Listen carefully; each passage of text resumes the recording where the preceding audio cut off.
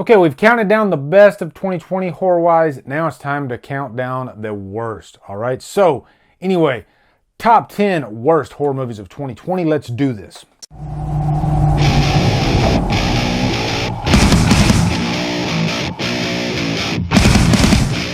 What's up, guys? Time for another end-of-year top 10. I always enjoy doing the worst, I think, even more than I do doing the best.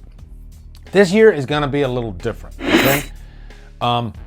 I have seen far less movies this year than I did last year, horror-wise. I've seen quite a few.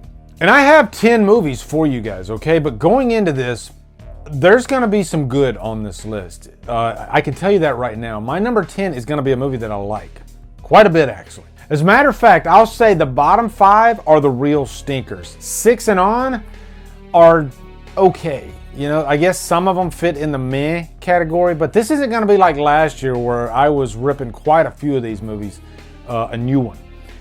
No. So keep that in mind, okay? You might like my number 10 through 6. Hell, you might even like one of my number 5 through 1. And there's a possibility that one of your favorite movies of the year might be in this list, okay? And that's just because of the conditions at hand, all right? This whole pandemic thing, it put a damper on our movie watching. And also, I kind of avoided watching movies that weren't that good or that I didn't think were going to be that good, all right? I'm not that type of person that feels like I need to go out and watch everything. Okay, so I've explained enough. You get the idea. Anyway, number 10 is Becky. And I really enjoyed Becky, actually. So it's going to be kind of weird to tell you things I liked about this movie on a worst list.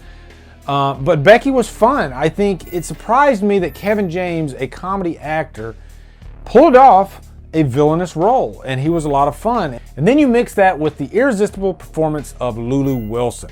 And it's just something new. You know, we horror fans, we always like something that kind of steps outside the box. And so let's put a child in danger and you know, throw some nice horror comedy elements in there. Really, this is kind of like Home Alone. It's like a thriller version of Home Alone. A lot of fun along the way. And there's not really that much bad about it. So I hate putting it on this list, but I don't want to give you a bottom 5. Just a bottom 5 and that's it, okay? I want to tell you about the other movies I saw. Number 9, another one I like, The Beach House. The Beach House does have some bad in it. I think it does drag a little bit too much. And I like a good slow burn movie. But yeah, I think that's the bad thing about The Beach House. But it's still a very well-made film. And it is one of those movies that falls firmly into that body horror category. But they definitely take their time with the characters along the way. And then you get into the body horror aspects kind of like tacked on at the end of the movie. There's some really gnarly scenes in this movie too. But this movie does get really, really, really dark in the end. And that's a good thing. Number 8, 1BR. This was a very interesting premise because it took place in this apartment complex. And that is one of those irresistible premises in horror, you know, because that's a great setting to place a horror movie. And one thing I did like about this movie quite a bit, actually, was that it takes a left turn at a certain point and goes in a weird direction that you would not expect it to go at all. Almost another genre. And it worked. I really liked it. I think the bad thing about the movie was, I don't know if it's the budget that got in the way, but it does have a little bit of a low budget feel to it. And I guess not in the best way. Because you can get a lot done on a tight budget if you have a good schedule and a game plan and all that stuff. Because, you know, I truly believe the clock is definitely your enemy in terms of film production. And so there are times in this movie, be it in the setting, be it in the acting, that some of that stuff does show up. And to me, one of the big things to make up for a low budget, I think, is like set design. If you can like fill up, you know, the set design, the background of your actors and make it look more expensive, then it can work quite well. And I think this movie could have benefited from that. But I still liked the movie quite a bit. If you check out my review, you can tell I still gave it a glowing review. And I'm glad I got to mention it on here one more time so that way you guys can check it out. Definitely check out 1BR. Number 7, Unhinged. And everybody likes a good road horror movie. It's a genre that has been tackled quite a few times. I had a problem with the way the last act unfolded in this. It did come across as a little bit unbelievable. in certain points. But Russell Crowe was great. Russell Crowe was scary as hell in this movie. And if you give me that, then what more do I need? This was supposed to be the movie, too, that was going to bring movie theaters back. You know, this was like the first movie in July that was going to come back to theaters. You know, a grand reopening. But I think my biggest problem in terms of, you know, believability in the end is that you have this character that weighs about half of what Russell Crowe weighs. And there were a lot of times in the movie where I was like, nope, no way in hell that would have happened. I'm not saying you can't outsmart, but I'm saying when you're faced head on, you know, in a fight with somebody and they're like twice your weight and they're Russell Crowe, I have to call bullshit on it. Number 6, and this is where we start moving into the crap, okay? Number 6 is We Summon the Darkness, all right? This movie was supposed to be set in the 80s. It was supposed to cover like the 80s metal era. Right away, I'm like, this has got to be a home run, right? And there's like evil stuff and demonic stuff. This has got to be great. No, it didn't work out at all, actually. This movie doesn't even feel like an 80s movie, even though it's supposed to. You know, the actors, they didn't bring forth that 80s flair, you know? And that's, again, that's just set design, costume design, and it just didn't pan out, actually. And this is one of those movies that I went into and I automatically knew what I wanted right away. And I almost didn't get any of that.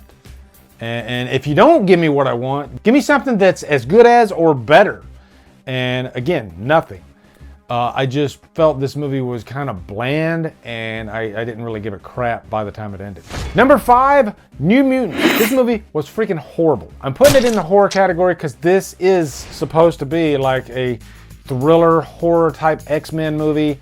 You have all these young mutants in this mental ward, and I couldn't get invested in any of these characters whatsoever. The only one that I found somewhat interesting was Anya Taylor-Joy's character, but they didn't really capitalize on that because if you read her story in the comics, I mean, you could just make a movie about her. Shout out to my buddy Matt Register. He literally messaged me after I reviewed this movie and said, dude, if they would have just given us this, like a little bit of what they gave us in the comics for her, this movie could have been a home run.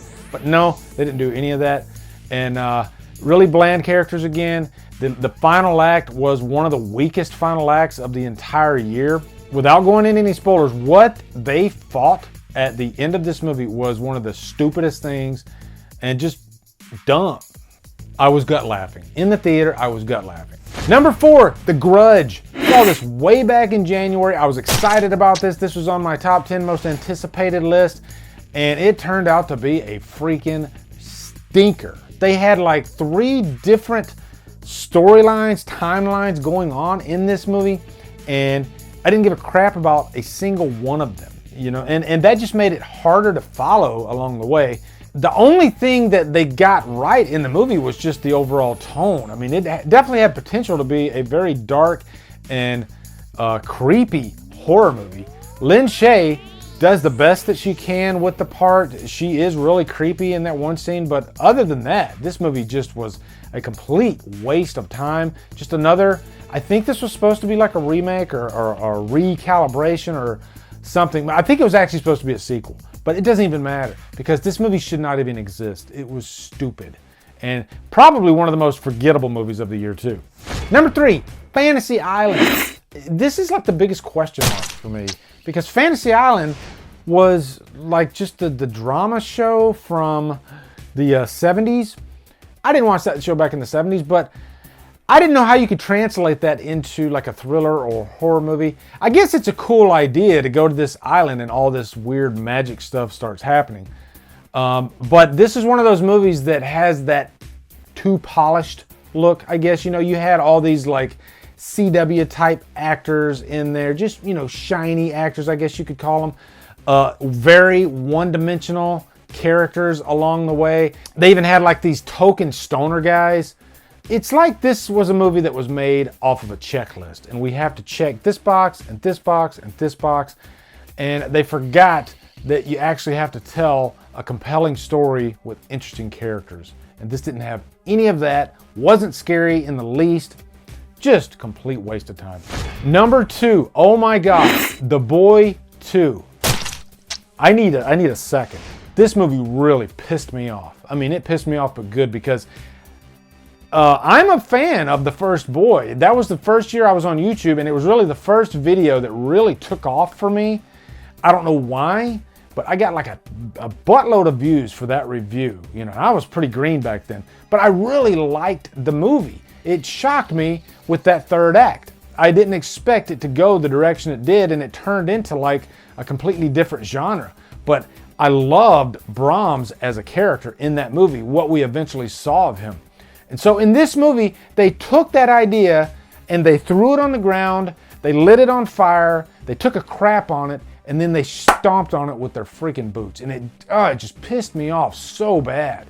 They said, let's take this interesting ending and let's give it the cliche Hollywood supernatural ending that we see in every third one of these movies, and we hate them. You know, CGI fest ending. Oh God, The Boy 2. Jesus, this movie pissed me off. This should be number 1, really. So you're probably wondering, what's number 1 then? What could top that? What could make Lee even more angry? And it's The Turning. Number 1 is The Turning.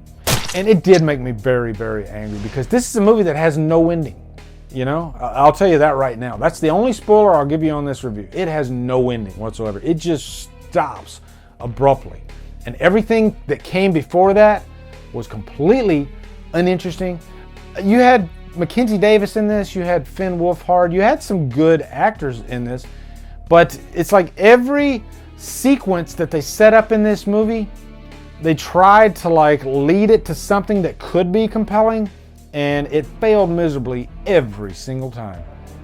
This movie wasn't scary at all, and you know, you got like a haunted house, this big mansion type movie. This was based off of, I think, The Innocents, and I've heard that that's great, actually. You know, I'm a sucker for a good haunted house type movie. I just reviewed Amityville 2: The Possession. That's how you do a scary haunted house movie. This had just kids walking around the house and acting like they were depressed, pretty much. I'm like, what am I watching? This was stupid. And then, of course, in the end, the ending made no freaking sense whatsoever where they were going. I was just literally trying to figure out, wait, where's this going? They're taking a left here and then they're taking a right. I don't know what's going on whatsoever. But and then it just stopped abruptly. And I didn't know if I should get out of my chair or not. I was like, should I just leave now? It's over? All right, yeah, I guess I'll leave. Worst of the year.